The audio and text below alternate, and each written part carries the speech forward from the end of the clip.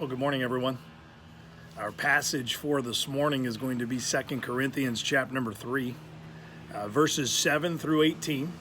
And these verses really stuck out to me yesterday as I was reading them in my own personal time with the Lord.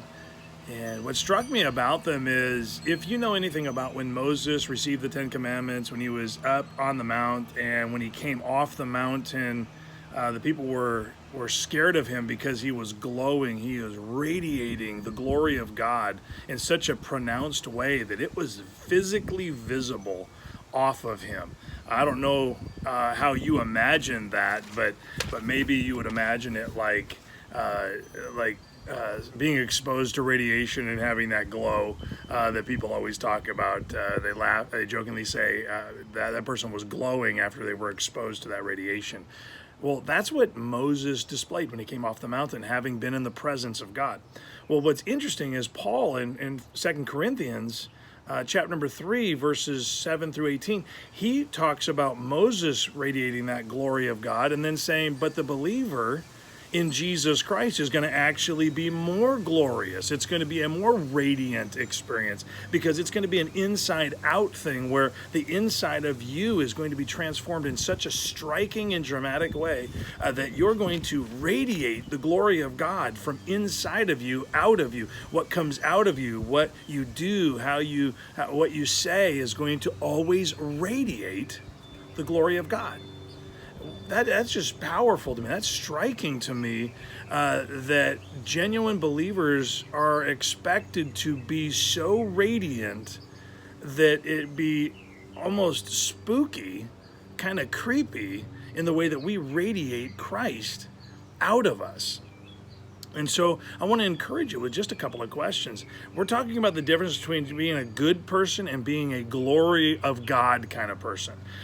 Because there's a lot of good people out there that don't even know Jesus. There's a lot of good people out there that claim to know Jesus but really don't walk with him. There's a lot of decent people out there. But there's not a lot of people that are radiating the glory of God in their salvation, out of their salvation, I should say, to their behavior, to other people, to the way they communicate, to the things that occupy their minds, the way they respond to difficulty. All of these things should radiate the glory of God. Now, I realize we're not perfect, but wow, the difference between us before we were saved and the us after salvation should radiate a more glorious appearance than what Moses brought down from the mountain after being with God. And so you're going to have to ask yourself some hard questions. Does my life radiate the glory of God? Does my behavior demonstrate the glory of God? Does the way I respond to crisis, does it radiate the glory of God? Am I a person who people turn to because they can sense the presence of God in our things? Now, I'm not talking about always thinking, well, of course everybody comes to me because of course I'm so close to God. I'm not talking about an arrogant answer to questions. I'm asking you to honestly evaluate. Do I see the radiance of God's glory in the way that I behave, in the way that I think, in the way that I respond to people, in the way that I live out my life? It'll be obvious to those around us. In fact, it'll be kind of spooky to those around us that we seem to travel a different path and a different pattern than everyone else.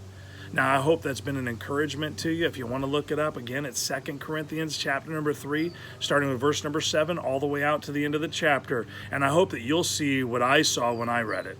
And have a great day and a great start to your week.